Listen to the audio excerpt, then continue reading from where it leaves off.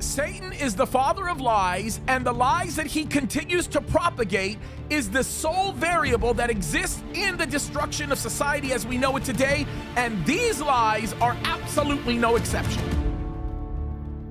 I have said this from the very beginning. I have said this for a very, very long time. The California GOP is a corrupt organization. They've been a corrupt organization for quite some time. The grand old party in the state of California is not so grand. The grand old party in the state of California is not as righteous as some people make them out to be. Quite frankly, the grand old party in the state of California is becoming the uniparty and already is the uniparty in many ways. And folks, I am telling you right now, you need to make your voices known to the California Republican Party. You need to call them. You need to email them. You need to make your voices known, because what they voted on this weekend was basically to remove any language from the party platform that actually says that marriage is between one biological male and one biological female. They are now, in essence, by nature of omission, supporting, listen to this is critical, they are now supporting same-sex marriage. I don't know how much I have to get into to explain to people that the more we continue to allow certain compromises to take place, like a contagion, it has a spreading effect that is destructive beyond the capacity of most people to be able to understand. And there is a point in time where we as believers are going to need to start voting in ways that carry the kind of influence necessary. Listen to me. If you care about your children, if you care about your family, if you care about your friends, if you care about your country, you will actively engage in this matter.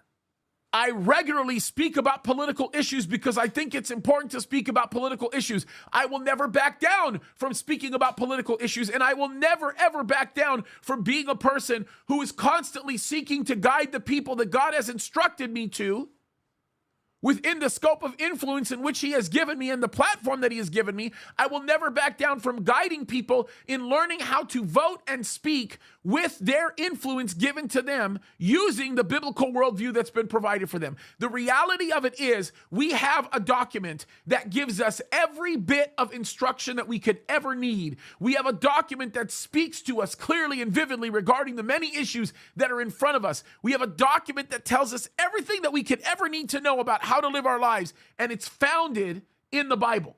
And the problem is, when we choose not to look to the Bible to be able to come to the conclusions that we know we need to come to, we find ourselves in a place void of understanding.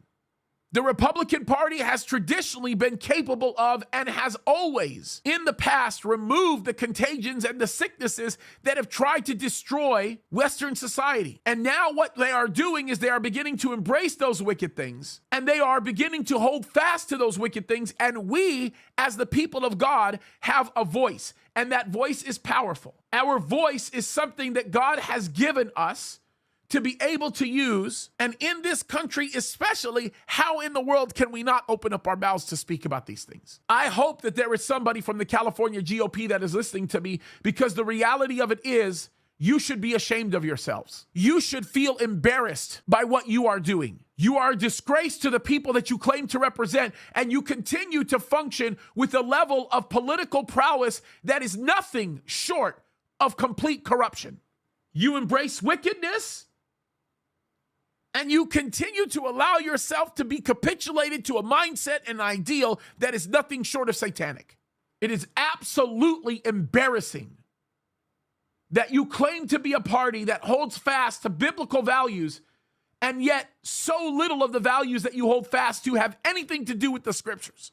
They are yielding to the mindset of the Hegelian dialectic in removing objective truth. It's kind of interesting, by the way, how even Hegel's dialectic actually makes an assertion of truth, even though it tries to avoid any reference to truth and actually tries to remove it all as a form of some kind of a euphoric sort of state. I think the late, great Francis Schaeffer nailed it when he identified the use of the Hegelian dialectic within the context of a new age form of secularism that continues to drive the hearts and the minds of people away from the true and living God. In summary, the mindset of the Hegelian dialectic is established under the premise that you can have a thesis and you can have an antithesis. Both sides represent assertions of truth.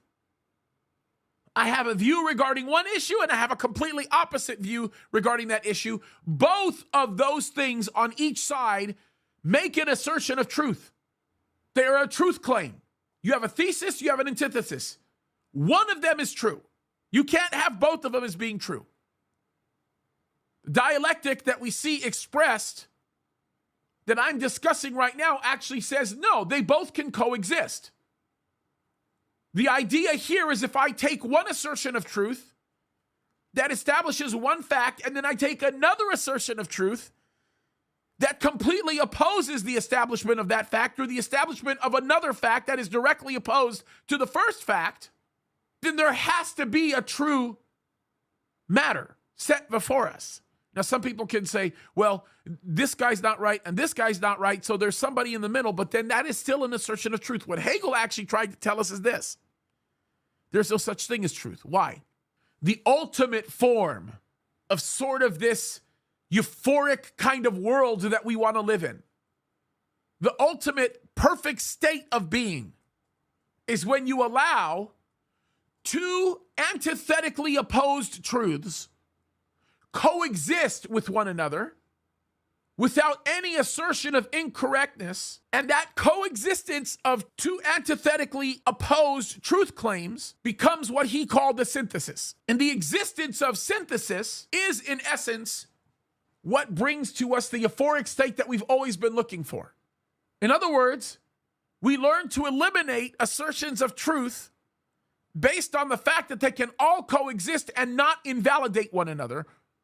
Think about how absolutely insane that is. If I believe in that premise, in essence, what I am choosing to do is I'm choosing to say, hey, who cares about the truth? The truth really never existed anyway, because I can stand on both sides and I can create from within myself the assertion that reality is based on the fact that the greatest form of a particular area of coexistence exists in both sides choosing to willfully deny their assertion of the truth, thus existing in a state of synthesis, not really thinking through for any level or on any level what is actually real.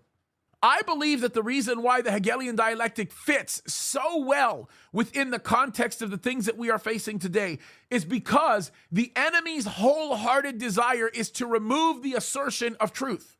He wants people to think that peace is established by the absence of conflict. The problem is if you make a willful decision to abstain from conflict, you will never find what the true assertion is of any fact stipulated by anybody. And the reality of it is you never build or establish a set of moral values that regulate or govern a society. In other words, it's complete and total chaos, and the enemy has his way because there is nobody that is willing to stand up for the truth and say this is okay or this is not okay. The resurgence of this mentality shows its ugly face within the context of any totalitarian regime seeking to take control of a nation that does not belong to them. This is so critically important. This is such a valuable tool in front of us to understand, to realize the fact that the very moment we choose to say that the best way to obtain peace is to remove any conflict, remove any confrontation. I mean, literally, think about this for a second. The best way to put ourselves within the context of total and complete self-annihilation and destruction is to yield to the mindset of what exists from within this Hegelian dialectic. The Hegelian dialectic is a satanic principle that has existed from the very beginning in the garden. Do you understand that you can identify in the Garden of Eden the very core values that were built up by Hegel when he developed his dialectic? The enemy casts dispersion upon the truth. He says, I don't care. I don't want anything or anybody to think that God's word is true. And if I can leave it alone, and if I can walk away from assertions of truth, then I can do anything I want and anything goes. If you stop and you hit the fast forward button and you look at what happened when you saw the condition that led up to the Noahic flood, you see the presence of a Hegelian mindset. Let's call it what it is. It's not Hegelian, it's satanic. I think the more and more and more we stop to assess the matters that are before us and we think about these things intently, you will begin to realize very quickly what is actually happening.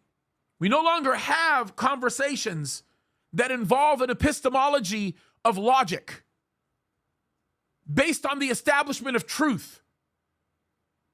We have gotten to the point within the context of critical race theory where we actually deny mathematics because we say it's a function of white imperialism. To deny mathematics is actually a function of pure Satanism. Why? Because God gave us those numbers. God gave us those numbers that we might be able to establish certain contexts within intellectual pursuits, scientific pursuits, medical pursuits, to be able to bring to the table the type of luxuries that we experience every day and the type of medical advances that we experience every day and all of the other benefits that go with it.